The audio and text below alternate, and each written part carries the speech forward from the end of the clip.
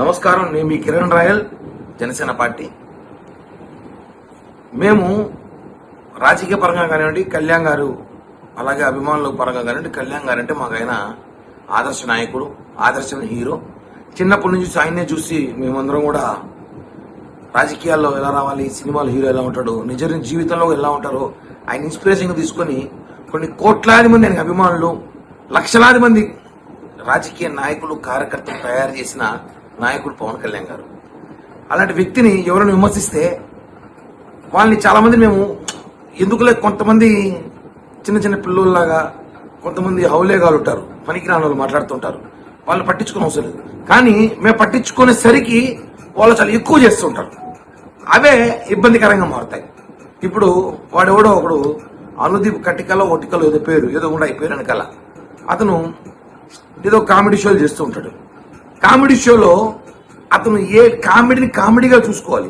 ఒక deputy CM, మా party అధ్యక్షుడు, మా నాయకుడు, మేము అభిమానించిన నాయకుడిని నువ్వు ఆయన మీద కామెడీ చేసావంటే నీ జీవితం కామెడీ అయిపోతుంది. ఆ విషయం మర్చిపోతుంటావు. నీ రేటింగ్ కోసం నువ్వు కామెడీ చేసి వెళ్ళిపోతావు.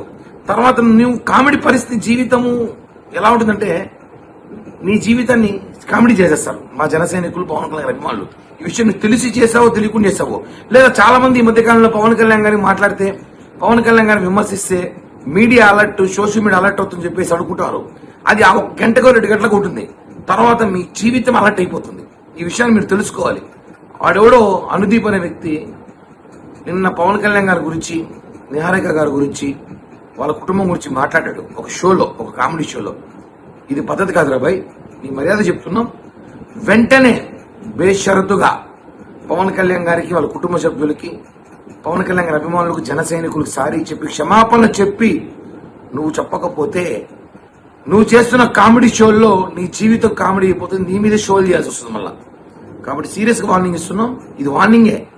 ఎందుకంటే మా నాయకుడిని, మా నాయకుడి కుటుంబాన్ని విమర్శిస్తే కామెడీలు మేము నీకన్నా బ్రహ్మాండంగా చేపించగలుగుతాం మళ్ళా. కాబట్టి అనుదీప్ అనే వటికలో కటికలో ఏదో పేరు వాడికి చెప్తున్నా, మర్యాద చెప్తున్నా.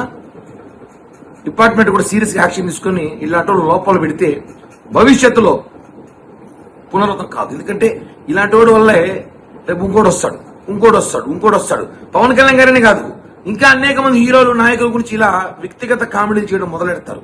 ఇప్పుడే వీళ్ళని కట్టడి చేసి లోపలేసి గుత్తి కారేస్తే కంట్రోల్లో ఉంటారు. కాబట్టి ఒకటే చెప్తున్నా, ఒక పవన్ కళ్యాణ్ అభిమానిగా, ఆయన అభిమానించే వ్యక్తిగా వెంటనే క్షమాపణ చెప్పకపోతే, అరే అనుదీప్, నీకు జీవితంలో కామెడీ, నా ఒక్క కామెడీ నా జీవితాన్ని కామెడీ చేసేస్తని బాధపడే రోజులు వస్తాయని చెప్పి కూడా తెలియజేస్తున్నాం. జై హింద్.